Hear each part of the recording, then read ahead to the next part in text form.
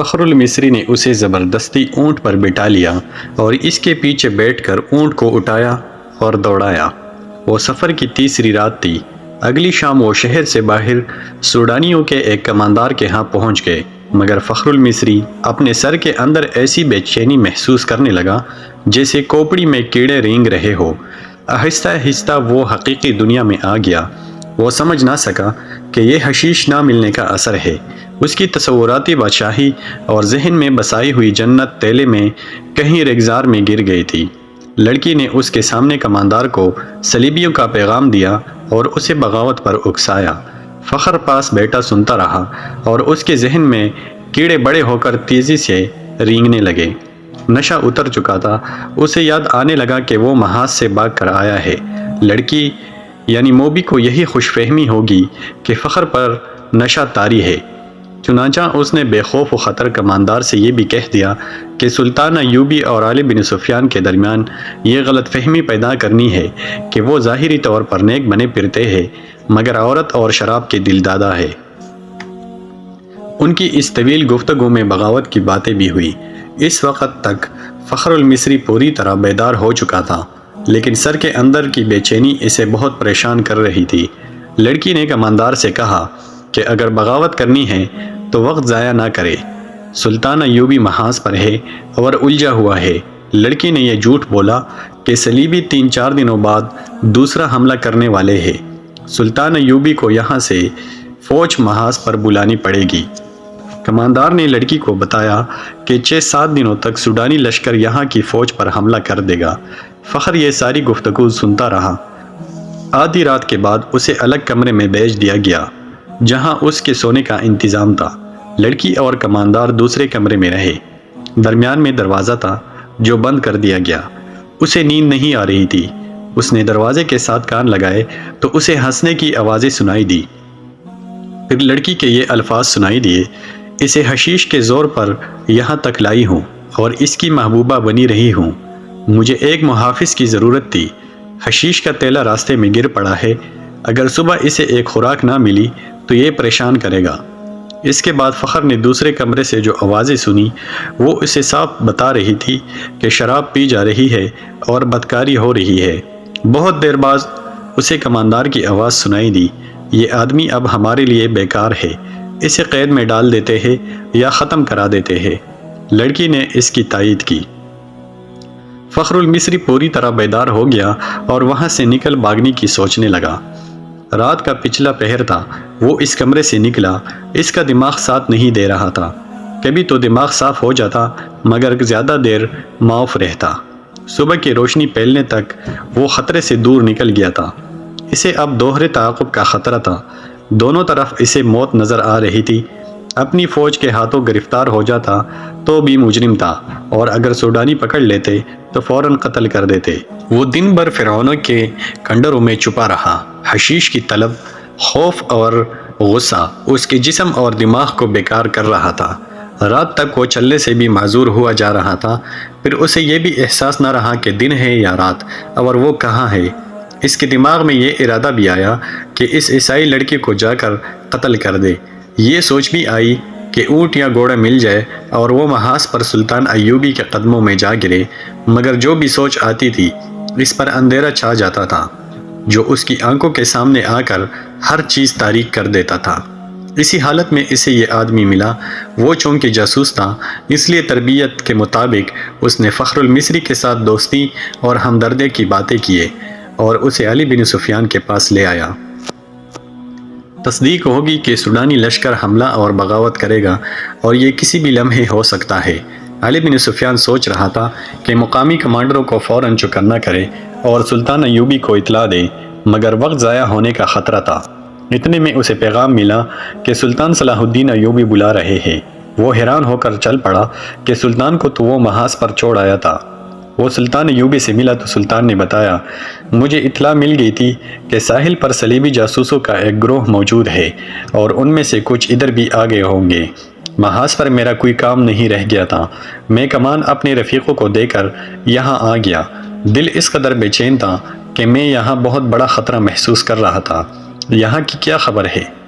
علی بن سفیان نے اسے ساری خبر سنا دی اور کہا، اگر آپ چاہیں تو میں زبان کا ہتھیار استعمال کر کے بغاوت کو روکنے کی کوشش کروں یا سلطان زنگی کی مدد آنے تک ملتوی کرا دوں۔ میں جاسوسوں کو ہی استعمال کر سکتا ہوں، ہماری فوج بہت کم ہے، حملے کو نہیں روک سکے گی۔ سلطان ایوبی ٹہلنے لگا، اس کا سر جھکا ہوا تھا، وہ گہری سوچ میں کھو گیا تھا اور علی بن سفیان اسے دیکھ رہا تھا۔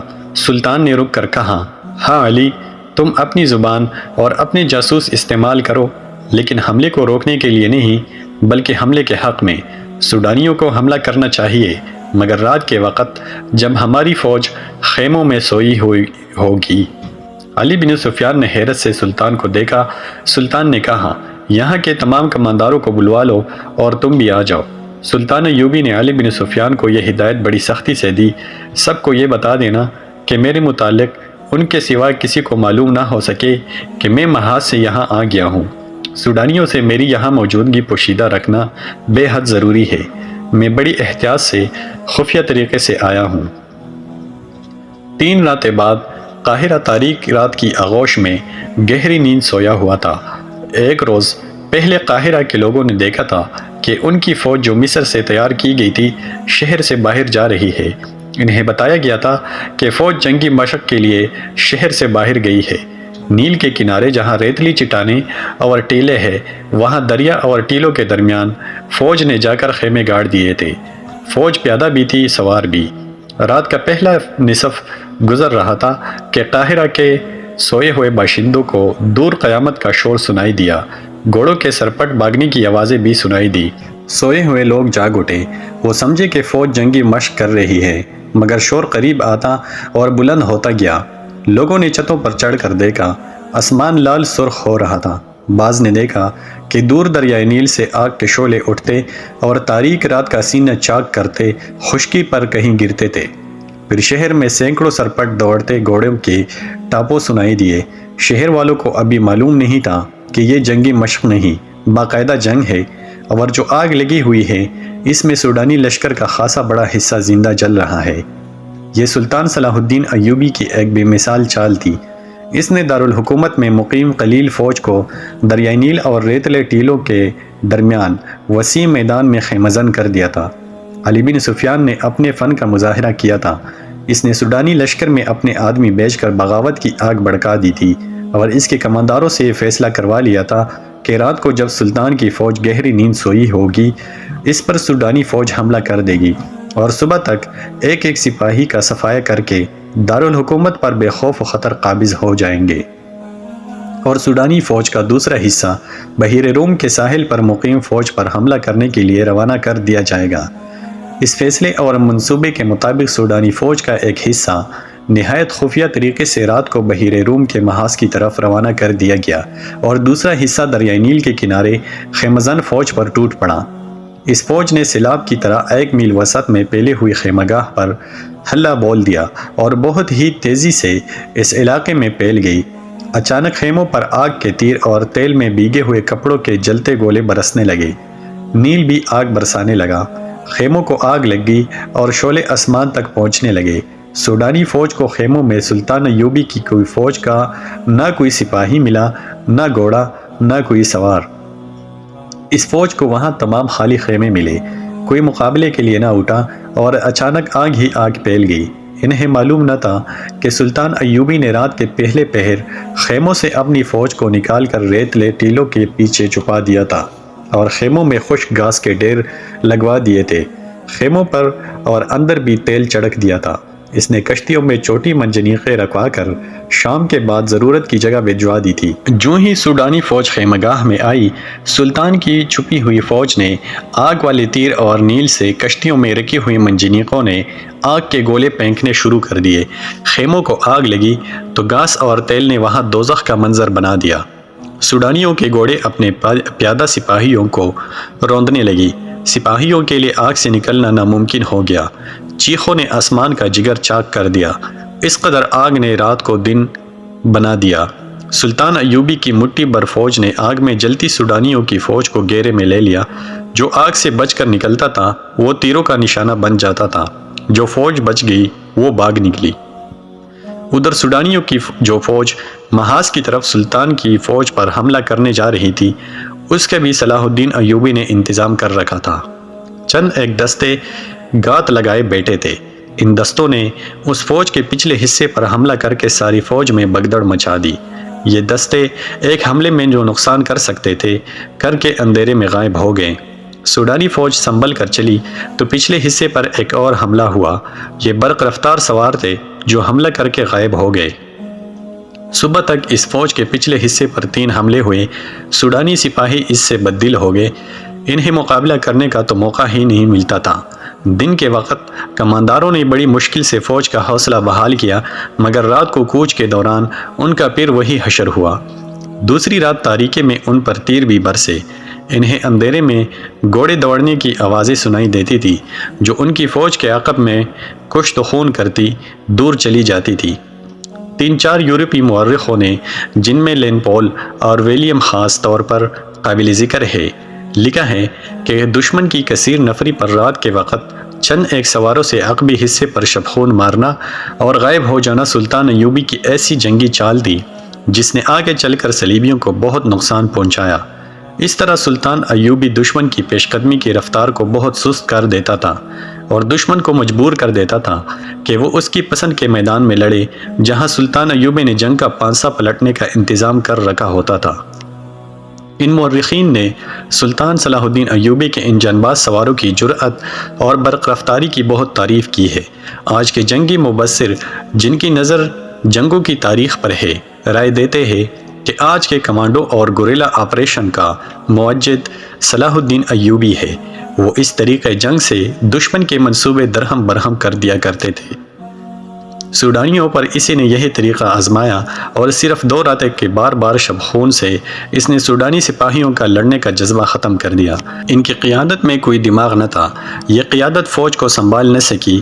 اس فوج میں علی بن سفیان کے بھی آدمی سوڈانی سپاہیوں کے بیس میں موجود تھے۔ انہوں نے یہ افواہ پھیلا دی کہ عرب سے ایک لشکر آ رہا ہے جو انہیں کاٹ کر رکھ دے گا۔ انہوں نے بددلی اور فرار کا رجحان پیدا کرنے میں پوری کامیابی حاصل کی۔ فوج غیر منظم ہو کر بکھر گئی۔ نیل کے کنارے اس فوج کا جو حشر ہوا وہ عبرتناک تھا۔ یہ افواہ غلط ثابت نہ ہوئی کہ عرب سے فوج آ رہی ہے۔ نور الدین زنگی کی فوج آ گئی جس کی نفری بہت زیادہ نہیں تھی۔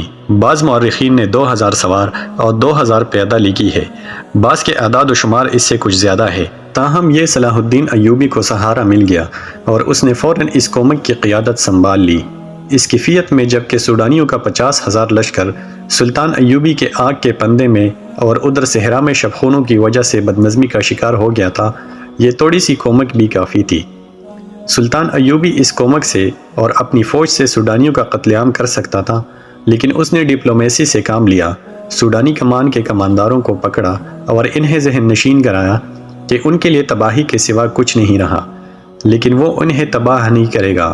کمانداروں نے اپنا حشر دیکھ لیا تھا، وہ اب سلطان کے عتاب اور سزا سے خائف تھے، لیکن سلطان نے انہیں بخش دیا اور سزا دینے کی بجائے سوڈانیوں کی بچی کچی فوج کو سپاہیوں سے کاشتکاروں میں بدل دیا، انہیں زمینیں دی اور کھیتی باڑی میں انہیں سرکاری طور پر مدد دی، اور پھر انہیں یہ اجازت بھی دے دی کہ ان میں سے جو لوگ فوج میں بھرتی ہونا چاہتے تھے ہو سکتے ہیں۔ سوڈانیوں کو یوں دانشمندی سے ٹھکانے لگا کر صلاح الدین ایوبی نے نور الدین زنگی کی بھیجی ہوئی فوج اور اپنی فوج کو یکجا کر کے اس میں وفادار سوڈانیوں کو بھی شامل کر کے ایک فوج منظم کی اور صلیبیوں پر حملے کے منصوبے بنانے لگا۔ اس نے علی بن سفیان سے کہا کہ وہ اپنے جاسوسوں اور شبخون مارنے والے جانبازوں کے دستے فوراً تیار کرے۔ ادھر صلیبیوں نے بھی جاسوسی اور تخریب کاری کا انتظام مستحکم کرنا شروع کر دیا تھا۔